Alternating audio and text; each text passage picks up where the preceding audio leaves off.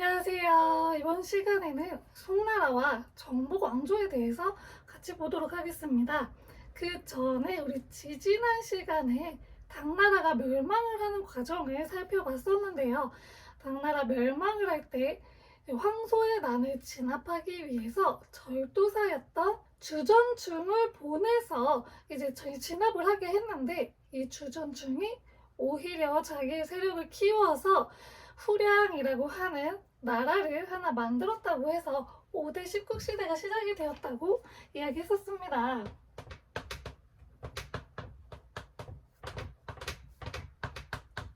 이 5대 10국은요, 5개의 이제 나라와 10개의 작은 나라들로 구성되어 있었던 중국의 또 한 번의 분열기인데요. 이 분열기에서 이 5대에서는 후량으로 시작을 해서 후당, 그리고 후진, 후한, 후주, 이렇게 5개의 왕조가 이어지는 게 바로 5대입니다. 이 후량은 아까 얘기했듯이 주전충이 당나라를 멸망시키고 세운 국가이고요. 이 후진을 보셔야 돼요. 우리 송나라 배우면서 이 후진에서 어떤 일이 있었는지에 대해서 영향을 받았거든요. 이 후진을 세우는 사람은 석경당이라고 하는 사람인데, 이 사람이 나라를 세울 때 거란족의 도움을 받았어요. 그래서 거란족한테 도와주는 대신에 무엇을 넘기느냐, 연운 16주라고 하는 지역이 있어요. 이 지역을 넘겨줍니다. 그래서 이거를 나중에 송나라가 다시 되찾아오기 위해서 거란하고 또 전투를 벌입니다. 그래서 이 지역이 이제 석경당에 의해서 이 시기에 거란족에게 넘어갔다라는 사실이 좀 중요하고요. 그리고 이 마지막 5대 10국의 마지막 왕조인 이 후주에서 조광윤이라는 사람이 등장을 해요. 이 조광윤이 진교병변이라는 그런 변을 통해서 황제 자리에 옹립이 되고, 이때 이제 송나라를 세우게 되면서 이 5대 10국 시대가 또 통합이 되고 송나라가 이 중국의 왕조를 잇게 되었습니다. 그래서 이 조광윤에서 의해에 세워진 우리 송나라 보도록 하겠습니다. 이 송나라는 이 조광윤 자체도 절도사였어요. 그렇기 때문에 조광윤은 절도사들에게 권력을 주면 어떤 일이 일어나게 되는지 너무나도 잘 알았어요. 그래서 절도사에게 절대로 권력을 주면 안 되겠다 해서 황제의 독재 정치를 실시를 하고요.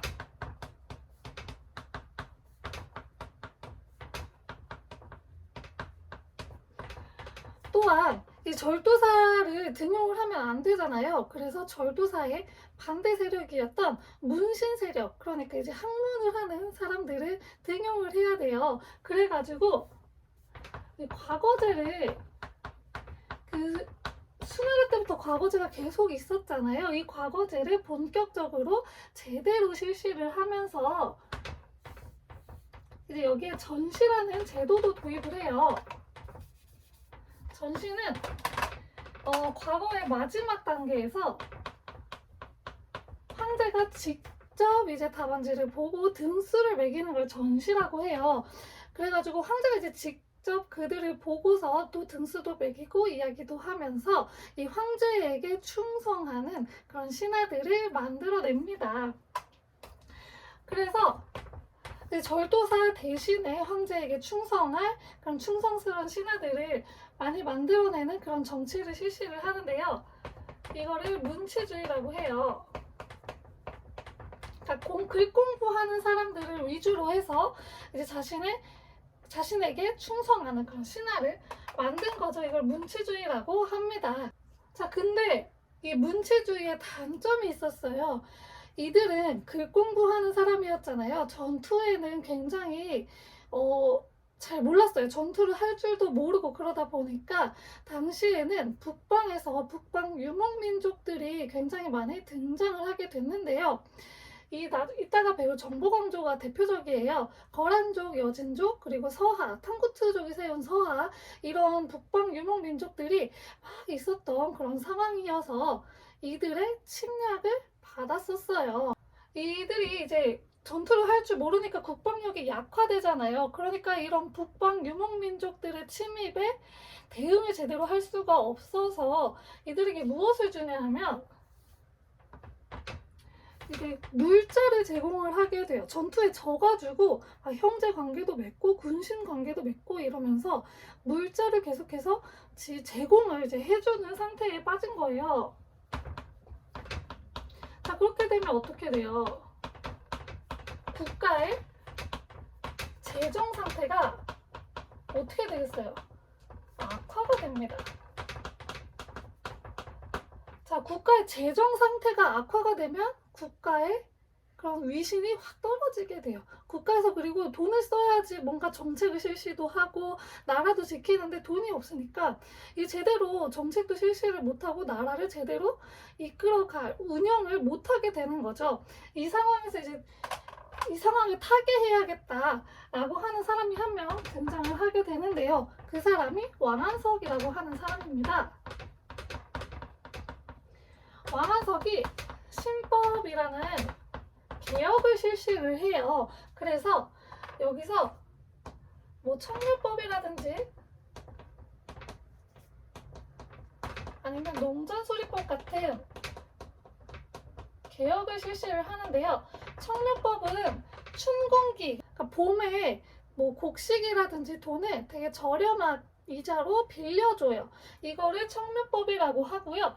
그리고 농전수리법은 개간을 하는 거예요. 땅을 개간을 해서 이 땅에 농사를 짓게 하는 그런 농전수리법을 실시를 하기도 하고요.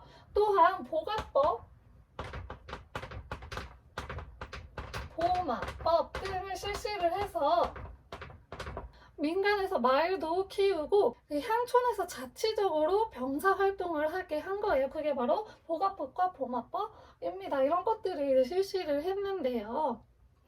이 왕한석의 신법이 좀 성공적으로 잘 되고 있었는데 이 왕한석 사후에 이 신법에 반대하는 사람들하고 이제 부딪히게 되면서 당쟁으로 이어지게 되는 안타까운 결과를 이제 맞이하게 됐습니다. 그래서 이 신법이 계속 이어지지 못하고 당쟁으로 인해서 오히려 이 정권이 좀 서로 간에 싸우는 갈등이 유발이 되는 그런 상황이 벌어지게 되었습니다. 그리고 다음은 정보광조 같이 보도록 하겠습니다. 이 정보광조라는 말은 비트 포겔이라는 사람에 의해서 이제 사용이 되는데요. 북쪽에서 있다가 한족이 생활하는 거기로 정복을 해온 왕조들을 이야기를 해요. 그래서 이들은 자신들의 문화도 유지를 하면서 한족의 그런 문화도 같이 수용을 하는 이원적 지배 체제의 모습을 많이 보이게 됩니다. 이 대표적인 정복 왕조에 대해서 살펴볼 건데요. 첫 번째로 거란족입니다. 이 거란족은 야유라복이라는 사람에 의해서 통합이 됐는데요. 이들이 요라고 하는 나라를 세웠어요. 아까 이야기했듯이 야유라보기가 통합을 했고요. 이 거란족도 여러 개의 부족으로 또 그 안에서 나누어져 있었던 거예요. 요거를 야유라보기가 통합을 해서 더욱더 강력한 부족이 된 거고요. 그래서 요라는 국가도 세울 수 있었던 거고요. 이 거란족은 아까 이야기했듯이 석경당이 여기에 뭘 줬어요? 연은 16주를 줬다고 했잖아요. 이 연운 16주를 차지를 하고 있었어요. 그런데 이제 송나라가 이거를 이거 다시 가지고 오고 싶은 거예요. 이 지역이 굉장히 요충지였대요. 그래서 이 지역을 다시 가지고 오고 싶어서 이제 거란족하고 전투를 벌이는데 아까 이야기했듯이 송나라는 문치주의였어요. 그래서 전투를 좀 잘 못했어요. 국방력이 많이 약화가 돼가지고 전투에서 패배를 하게 됩니다. 그래서 두 나라는 전연의 맹약이라고 하는 약조를 하나 합니다. 자, 여기서 무엇을 약속하냐? 형제관계를 맺어요. 근데 이 형제의 형은 누구냐? 이 형제에서 형은 다행히도 송나라가 형이 되었어요. 그래도 약간 군신, 뭐 임금과 신하의 관계보다 형제 관계는 조금 더 가까운 사이잖아요. 그럼 형제 관계를 맺었고요. 그리고 세패라고 하는 것을 지급을 하는데 이게 바로 그 물자 지급하는 거예요. 돈도 주고 물건도 주고 이런 세패를 이제 지속적으로 제공을 해줬어야 됐어요. 자, 형제 관계는 내가 형은 됐지만 매년 이렇게 물자를 지급해야 되는 상황에 처하게 된 거죠. 그래서 약간 이거는 송나라의 약간 굴욕적인 그런 모습이었고요. 이 둘 왜 싸웠어요? 연후 16주 때문에 싸웠죠. 자, 그럼 이 연후 16주 어떻게 됐을까요? 연후 16주는 요가 가져가게 되었습니다. 그러니까 이게 형은 됐어요. 형은 송나라가 형은 됐지만 어쨌든 물자도 계속 지급을 해주고 연후 16주는 요가 계속 차지를 하게 되는 아주 굴욕적인 그런 맹약이 되었습니다. 자, 이 거란족은요, 자기네들이 이제 북쪽에서 내려와서 약간 그쪽을 지배를 한 거잖아요. 그래서 여기에 원래 살고 있던 한족이 있었을 거 아니에요. 이 한족들을 지배하는 지배 체제를 아까 초반에 이야기했듯이 이중 지배 체제를 했어요. 얘네도 그게 바로 북면관과 남면관 제도인데요.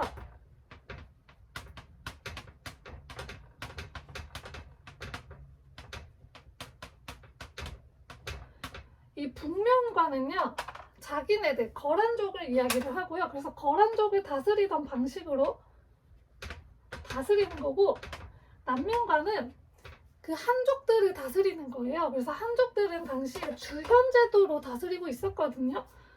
그래서 여기 한족이 거주하는 구역은 주현제도로 다스리는 거예요. 그래서 지방을 통치하는 제도가 전국이 통일이 되는 게 아니고 거란족이 있는 지역과 한족이 있는 지역을 구분해서 다르게 통치를 했는 이중 지배 체제를 취했습니다.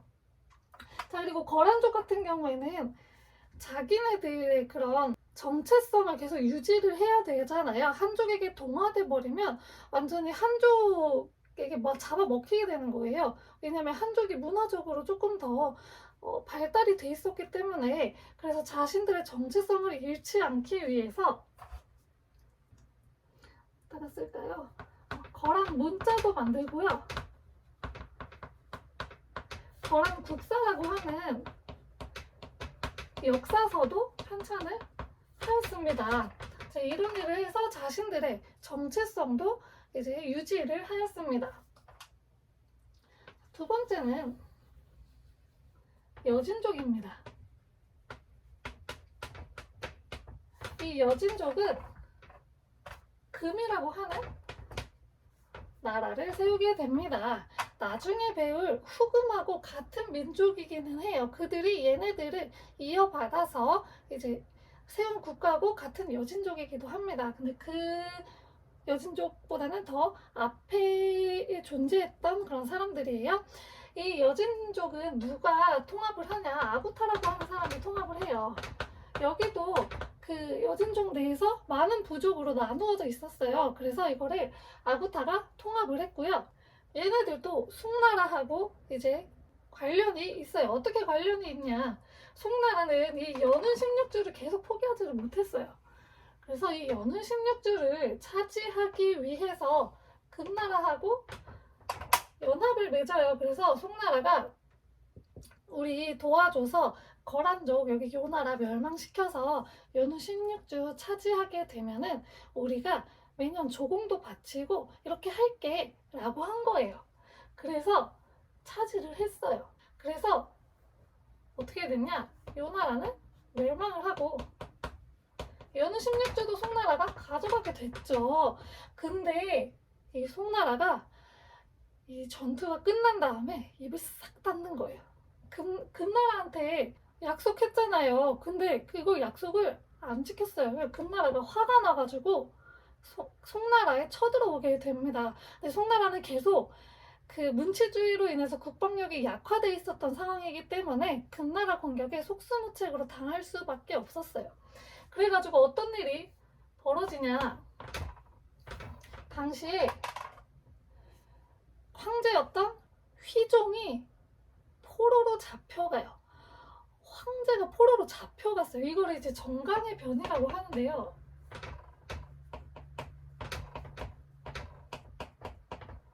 휘종이 잡혀가게 되니까 그래도 나라에 황제는 있어야겠죠? 그래서 누가 왕위에 오르냐, 강왕이라고 하는 나중 고종으로 즉위를 하는 강왕이 그 황제 자리에 오르고요. 이 금나라에 침입을 받았잖아요. 그래서 수도를 남쪽으로 옮기게 돼요. 이만이라고 하는 곳으로 천도를 하면서 이 시기부터를 남쪽으로 이주한 남송이라고 합니다. 남송 시기가 이때부터 시작이 되었습니다. 그래서 여진족은 그 송나라가 원래 있었던 자리를 차지를 하게 되고요. 거기를 이제 정복을 하게 된 거죠. 자, 여진족도 한족이 원래 있었던 자리를 차지를 하면서 거길 다스려야 됐잖아요. 이들도 마찬가지로 이중 지배 체제를 선택을 했어요. 얘네들은 자기 여진족들을 다스리는 거는 맹한 모국제로 다스렸고요.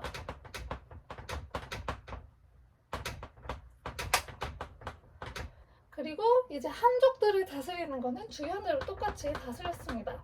이렇게 서로 이제 다른 지배 체제를 해서 다스렸고요. 이들도 거란족과 마찬가지로 여진 문자도 만들었고,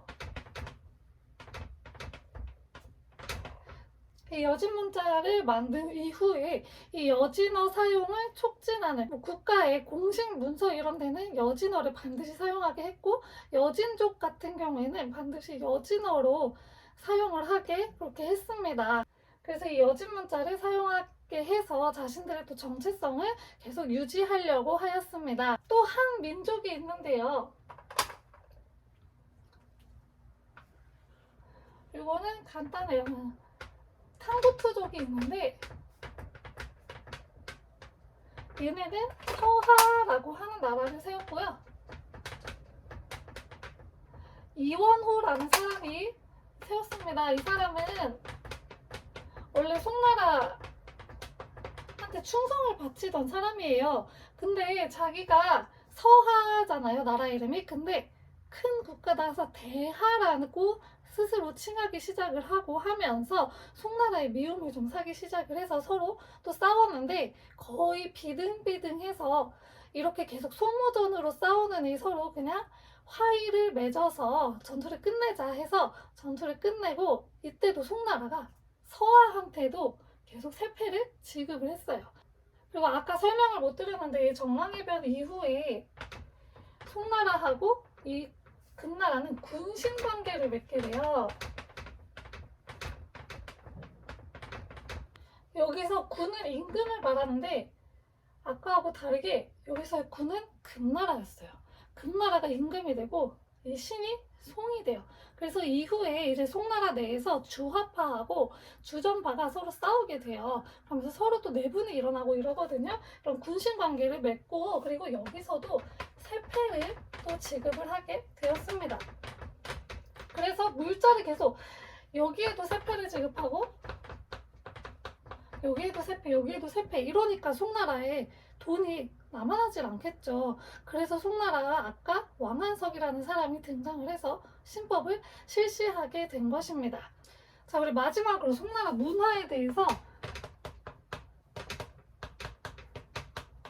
문화 그리고 사회, 경제에 대해서 보도록 하겠습니다. 자, 먼저 아까 송나라는 과거제를 실시를 했다고 했잖아요. 과거제를 정기적으로 실시를 하게 되면서 이 과거제로 모든 이제 관료를 임명을 하게 되면서 과거 시험을 통해서 이제 관료를 임명되고 공부를 하는 사대부 계층이 등장을 하게 돼요. 이 사대부는 기존의 귀족하고는 좀 다른 세력인 거죠. 귀족은 그 가문 대대로 이제 부가 세습이 되면서 자신의 지위가 똑같이 귀족인 거고요. 사대부는 자기가 공부를 해서 과거 시험을 쳐서 이제 관료로 임명이 되던 그런 사람들을 사대부라고 합니다. 이 사대부가 이때 등장을 하고요. 또 과거 시험을 보기 위해서 무엇을 공부했냐 하면 유학을 이제 공부를 하게 되는데요.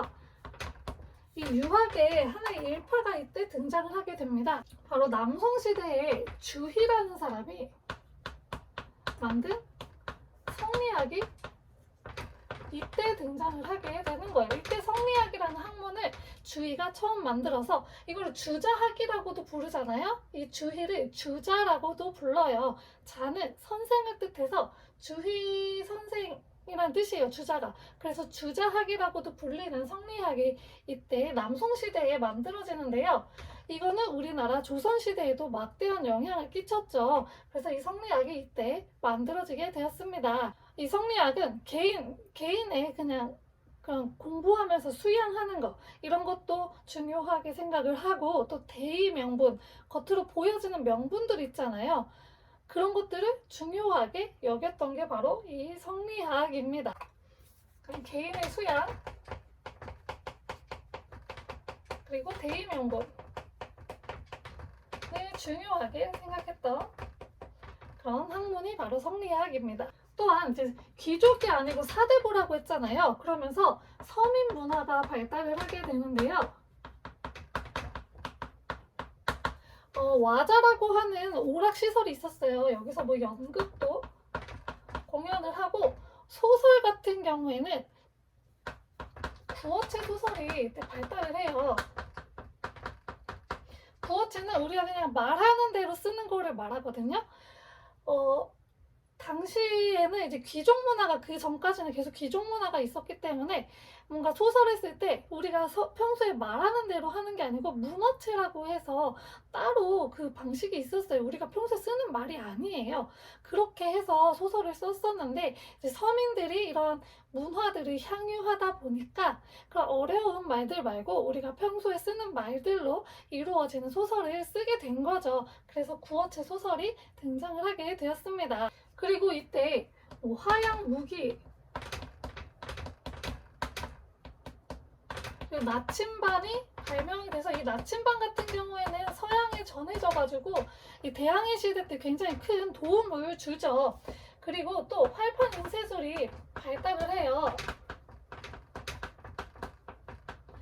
그래서 직접 모든 책을 직접 다 손으로 쓰는 게 아니고 그 판을 파가지고 찍어내는 기술이 발달을 하게 된 거예요. 그래서 많은 책들을 더 만들 수 있게 되었고 그러면서 학문이 더욱더 널리 퍼지게 되고 발달할 수 있는 그런 계기를 마련해 주었습니다. 또 이 송나라는 아까 남성시기 해갖고 밑으로 내려갔다고 했잖아요. 그래서 이 강남 지역이 또 개발이 되고요. 그러면서 농업이 발달을 하게 되는데요. 이항법이 발달을 하게 돼요. 이항법은 쉬운 말로 모내기법이라고 하는데 우리가 그 벼를 수확을 할 때 벼를 이제 농사 지을 때 다른 곳에서 일정 기간 키워요. 모를. 그리고 나서 물 댄 그 논에다가 옮겨 심는 거를 모내기법이라고 하거든요. 이게 굉장히 노동력도 줄어들고 그리고 수확량도 훨씬 많았다고 해요. 그래서 이런 모내기법이 이때 발달을 하게 되었습니다. 그리고 참파벼라고 하는 벼가 들어오게 돼요. 점성도라고도 하는데 이 참파벼가 들어오면서 새로운 새로운 종들도 많이 들어오게 되었습니다. 그리고 당나라 때 탈라스 전투에서 패배를 하고 난 다음에 비단길을 잃게 되고 바닷길을 개척을 했다고 했잖아요. 그러면서 이제 무역을 관리하는 그런 시박사라고 하는 게 등장을 해요. 그래서 여기서 무역 관리를 하는 거예요. 물건이 들어오면은 이 물건에 대해서 관리를 하고 나가는 물건도 관리를 하는 이런 시박사가 이때 나타나게 되었고요. 그리고 상업이 계속 발전을 하게 돼요.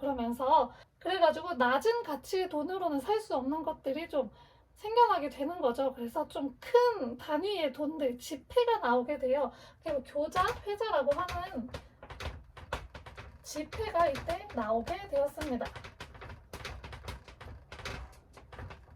그리고 상업이 발달을 했다고 했잖아요. 그래서 행이나 잡이라고 하는 이 상업 아니면 수공업자들의 동업조합, 서로 보호해주자라고 하는 동업조합도 이때 만들어졌습니다. 자, 여기까지 송나라와 정보강조에 대해서 배웠는데요. 자, 송나라는 절도사 조광윤이 세운 나라이기 때문에 이 절도사에 대해서 자기가 너무 잘 알고 있고, 그래서 절도사에게 권력을 주면 안 돼서 사대부들을 더욱더 키우는 문치주의를 실시하다가 국방력이 약화돼가지고 정보강조의 침입을 계속 받으면서 결국 남성으로 천도를 하게 되었고, 이 북쪽에는 북방 유목민족들이 이제 지배를 하게 되었다고 했어요. 그래서 이 북방 유목민족들은 기존에 살고 있던 한족하고 자신의 유목민족들의 통치 방식을 좀 나눠서 통치를 하는 이중 지배 체제를 확립을 했다라고 이야기를 했는데, 그 가운데서도 자신들의 정체성을 잃지 않으려고